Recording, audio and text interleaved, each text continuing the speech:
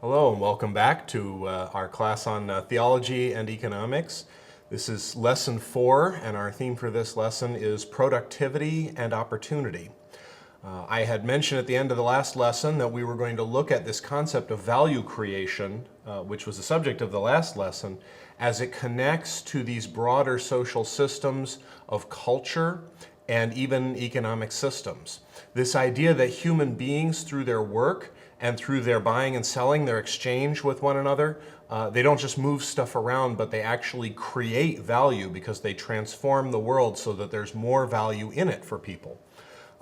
This is actually something that is an important element in economic systems, but it hasn't always been assumed in the culture or in that part of the culture that we call the economic system.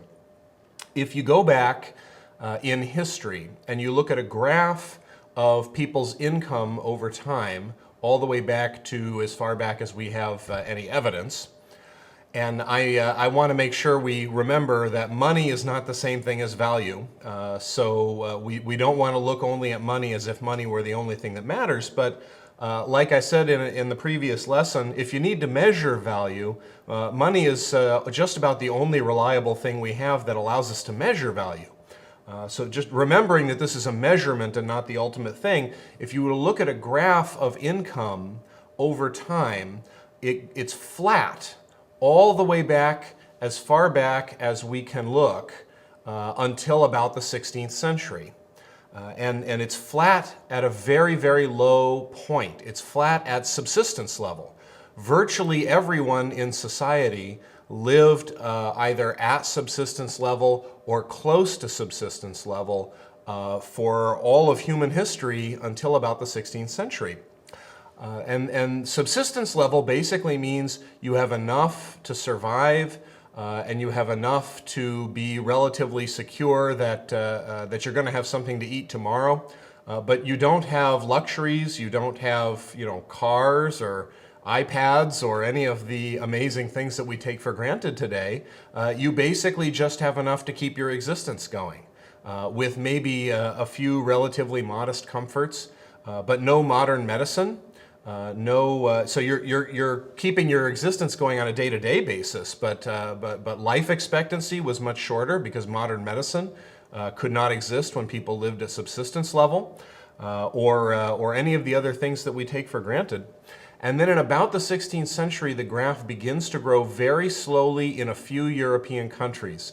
It happens in England, it happens in Germany later, it happens in a few other places, and then in the 17th century it begins to grow faster. It's still very low. In the 18th century there is a real turning point where the momentum of this economic growth, which had been newly introduced for the first time in the 16th century, in the 18th century it really begins to take off, and it bends upward in a dramatic way, and particularly first in the UK, and then not long after that the US bends up even more sharply and surpasses the UK and becomes the fastest growing economy in the world. And then in the 20th century, other economies around the world begin to take off. Growth begins to happen in Asia. In the 1980s and 90s, there was this famous phenomenon of the Asian tiger economies that made the transition from the ancient economy at subsistence level to the modern economy. South America begins to grow, and you begin to have real prosperity in South America. And then last but not least, Africa begins to grow. Not all of Africa.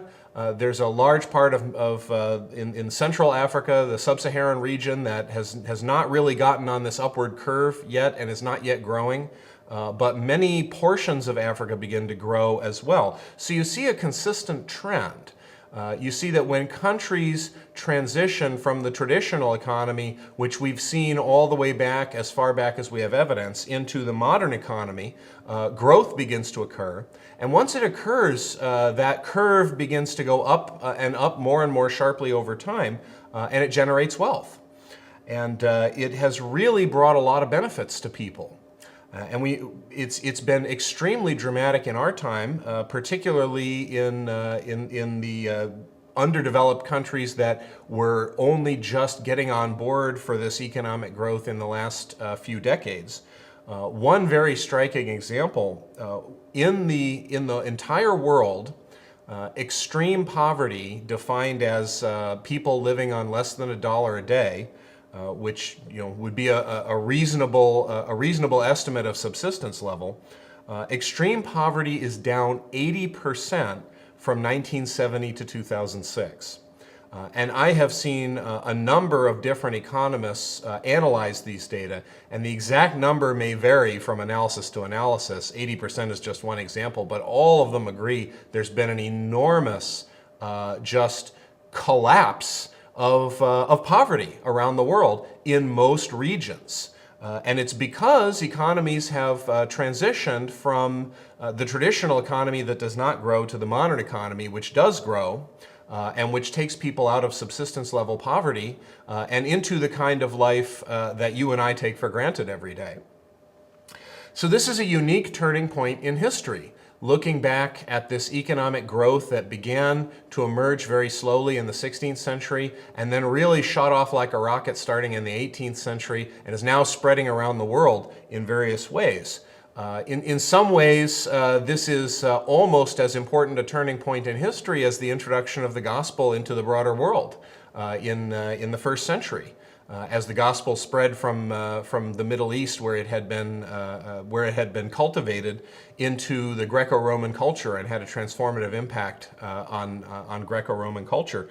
The emergence of the modern economy is almost as important a turning point in world history. So it really, I think we need to look carefully at it and understand it if we want to connect our faith to the economy. And what I want to stress in this lesson is that the benefits of the modern economy are not just material. The material benefits are very great. People around the world now who used to have nothing and live on subsistence from day to day can now begin to have a little more security and eat better and have better health care and education and all of the things, all the material benefits of that growth. But much more important than that is the spiritual benefit of the modern economy, the spiritual benefit of a growing economy, that it helps us to become a different kind of person. It makes us into better people to have these opportunities available to us and to be set free to be productive and help the world grow. Now that can be very challenging for people to wrap their heads around and accept, so I want to just unpack it a little in this lecture, step by step. So let's start by looking back at the ancient economy and the economy that carried forward from the ancient world even into the medieval world and didn't change very much until the 16th century. Why did it not grow? Why are people living at subsistence level century after century after century, with relatively little variation? Well, it's because their culture built on the assumption that most people do not create value with their work. There was a tiny elite class of political rulers and religious officials and artists and educators, this very, very small 2% or less of the population who are engaged in these extremely elevated cultural activities like politics and religion and art. And the culture said that those people create value and transform the world through their work, but most people do not. That was the assumption. And because they built their culture on an assumption that most people don't create value through their work, people didn't have the opportunity to create value through their work. People didn't even know that they could create value through their work. It was assumed that you couldn't. And this cultural assumption is really very clear and explicit in the leading figures of ancient Greco-Roman culture, as well as in other cultures in other parts of the world. And even after the rise of Christianity, for a very long time, the Christian message was never really critically applied, not enough at least, to these inherited pre-Christian Greco-Roman assumptions from people like Aristotle, who talked about work in ways that really denied that it could create value for people. Now, why is it that this ancient assumption took it for granted that you didn't create value with their work? Well, it's because they had a dualistic separation between work and cultural life, moral life, the things that shape the kind of people we are. They said that work is a physical thing. Work is about moving stuff around. You remember in the previous lesson I said our work does not just move stuff around. Well, the reason I emphasize that so much is for centuries, for just thousands of years, there was this cultural assumption that the nature of work was to move stuff around, and that's all it did. And the moral life and the cultural life was located not in the physical activity of moving things around, but in mental activity. And that was understood as not work. These activities like political or religious or artistic ideas and creative work, which was understood to be something very limited. There was a badness to the physical world and a goodness to the mental world, and a non-transformative view of physical activity, and work was understood to be a physical activity. So a non-transformative view of work and a transformative view that was confined to this very narrow set of activities that were said to be morally formative and culturally formative. Now, this dualism between work and moral formation, this dualism between material things and spiritual things, is really a very broad and general feature of human culture wherever we look, except where Christianity has had an influence on the culture. Christianity is unique in challenging the dualism between the material and the spiritual, in challenging that separation, that strict separation between physical things and mental things and emotional spiritual things, and saying that the two are united, the two are integrated, and that there may be a distinction between the material and the spiritual, but we don't want to separate them and say they're different, they operate on different principles. We need to see the integratedness of them in the creation that God has given in both those realms together, that they work together.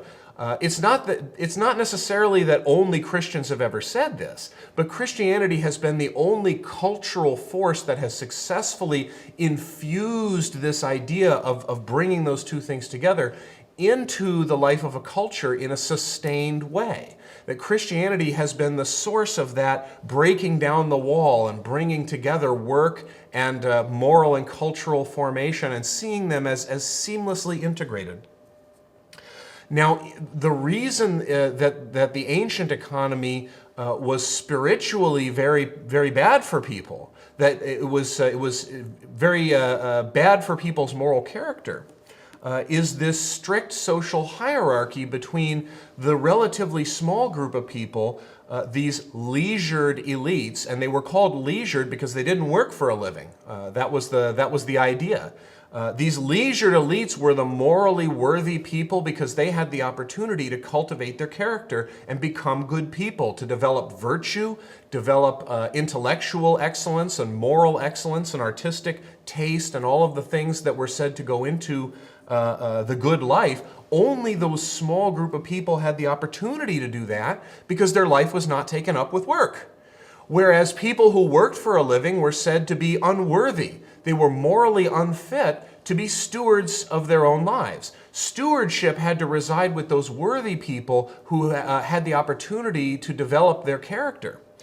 You could not be a steward of your own life if you worked for a living. And in fact, that's almost a verbatim quote from Aristotle. Aristotle says people who work for a living should be tools of people who don't work for a living, because he has this very degrading and dehumanizing view of anyone who works for a living, because in his view they're not morally worthy because they're working rather than developing virtue. So you have the 98% of people living in these societies are sent this cultural message that you are unworthy, that you don't have stewardship over your life, you don't have responsibilities, you are not here to make a contribution, you're here instead to move stuff around in the ways that your cultural betters dictate to you that you need to do. And this was very degrading to people, and it encouraged them to be shallow and superficial because nothing was their responsibility. Stewardship did not rest with them.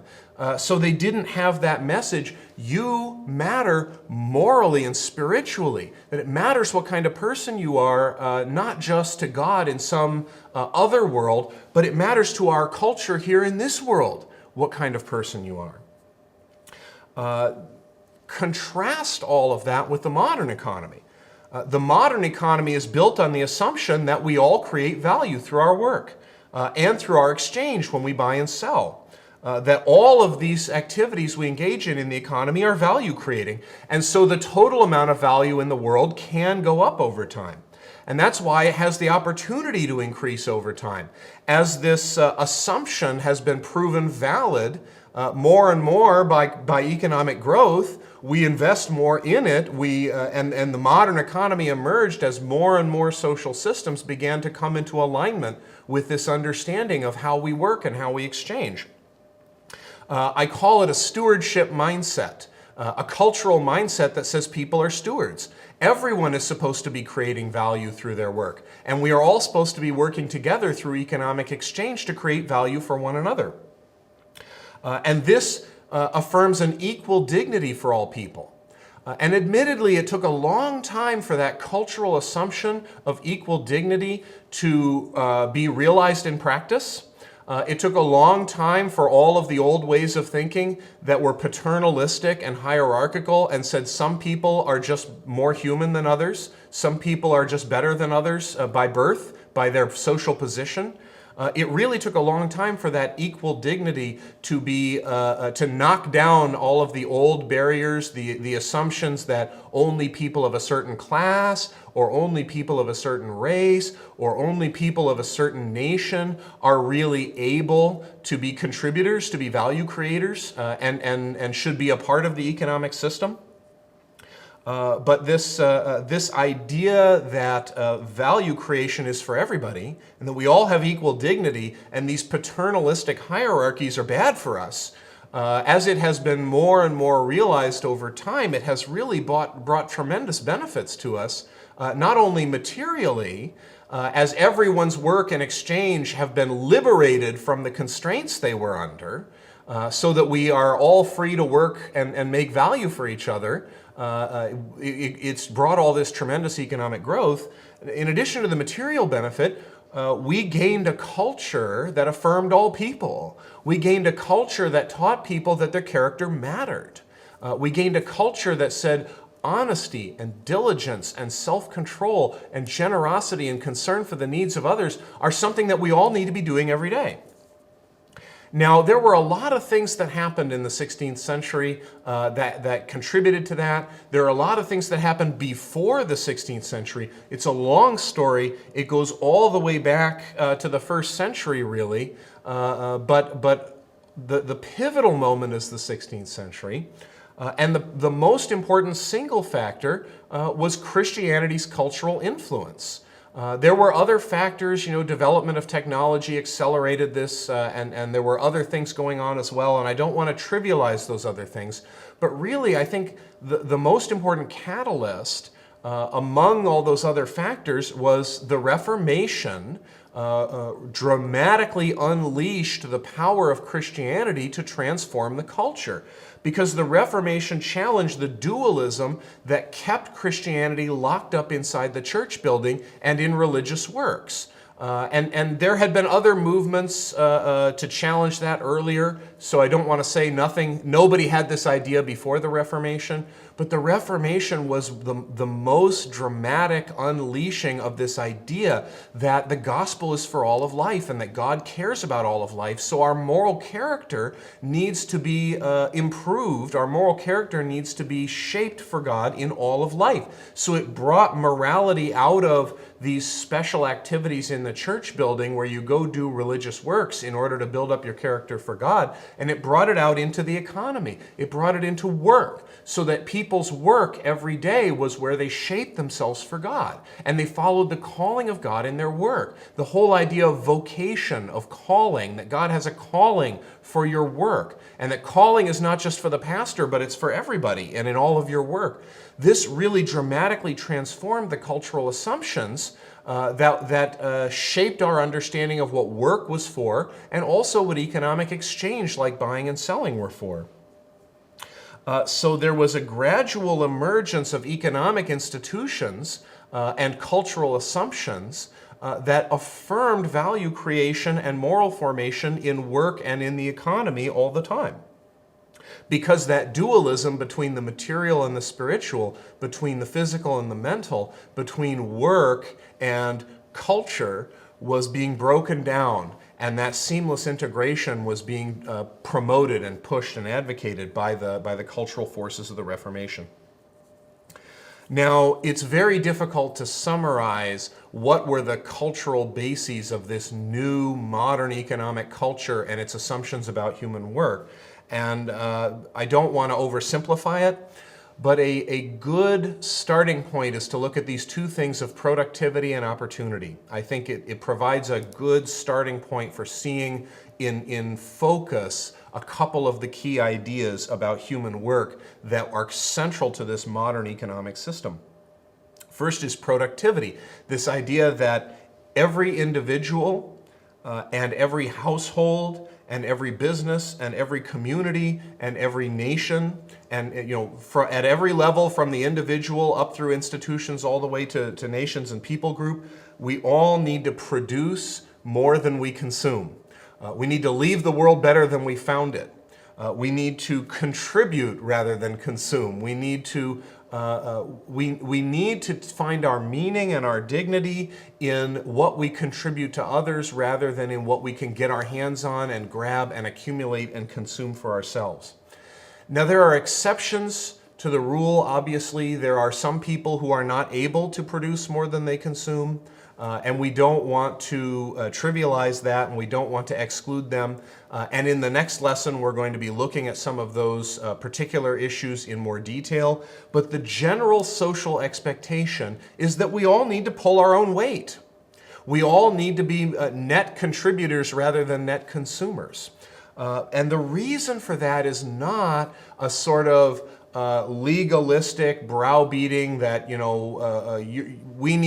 don't want you to be a sloth. We don't want you to be just sponging off other people. That was an important element, but I think the deeper element is we value you as someone who has something to contribute.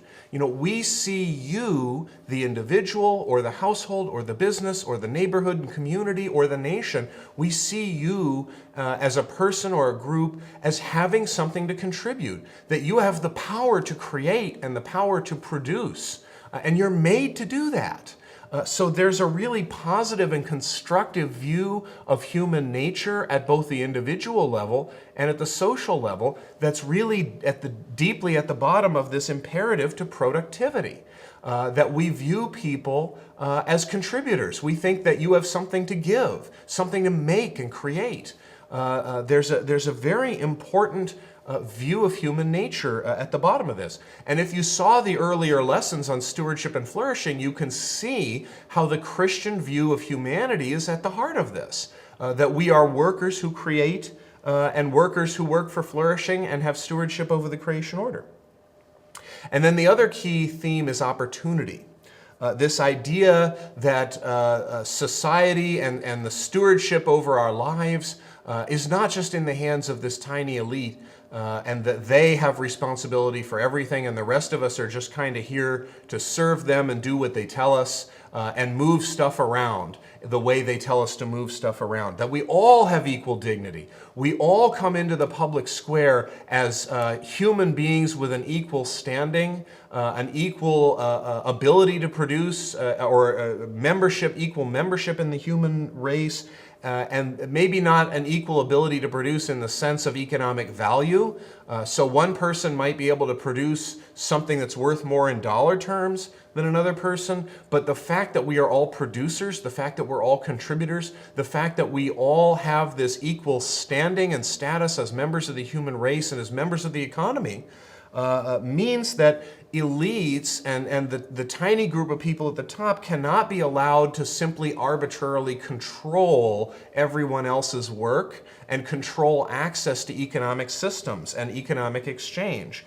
This paternalism is very degrading, and it teaches people not to take ownership of their own lives and work with God to create a life that's worthy of God.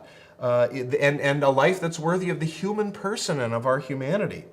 But because it's a fallen world, this idea that the elites should be in control and the elites know better than everyone else what should be done. And because they're smarter and they're better and because of their standing and their position, they have the opportunity to know and to plan and to be in control, that they should tell us what work to do, and that they should control access to who is allowed to buy and sell what, who is allowed to start which businesses, who is allowed to open a business in what neighborhood. All of those restrictions and rules that are paternalistic in nature, they're constantly reemerging. Because it's a fallen world, we're always backsliding and we're always finding this comfortable dualism that says we can compartmentalize our moral imperatives from our daily work because that's so much easier for us. We don't want to all have stewardship when we're not living up to that moral call and that spiritual call that God has for us. In those worst moments, we don't want to have stewardship. We don't want to be responsible. We don't want to be active. And that really needs to be challenged. We've got to leave that behind. We've got to get it out of our hearts. And we've got to get it out of our cultural assumptions. We've got to challenge that paternalistic dualism and say people need the opportunity and the expectation that they're going to be stewards of their own lives and they're going to take ownership and be active and entrepreneurial. That they're going to be liberated from just free riding on somebody else, and that the elites themselves have got to be liberated from their addiction to power, because they're slaves to their power just as much as the rest of us can be slaves to their systems of control. The elites have got to be called to walk out of their systems of control and say that they need to be productive. They need to take their position of prominence and use it for the good of others. To serve and create value for others, instead of using their elite positions for power and control. So you can see, I hope, how these cultural assumptions of productivity and opportunity provide the connection point between Christianity historically and particularly the Reformation understanding of the calling in our work and that emergence of the modern economy which liberates us to be workers and exchangers who have the dignity and the moral formation in our work and in our buying and selling and in our investing and hiring and entrepreneurship. So I think it's important for us to stand for cultures and economic systems that treat people as stewards, that don't view people as tools to be manipulated, which is Aristotle's formulation, but view people as stewards who can be liberated to be stewards of their lives and also to work together as fellow stewards so that it's not individualistic and it doesn't become selfish and self-oriented, but everyone becomes a steward and we all work together to steward with one another by exchanging our work and exchanging the fruits of our work and exchanging value with each other. We all create flourishing together.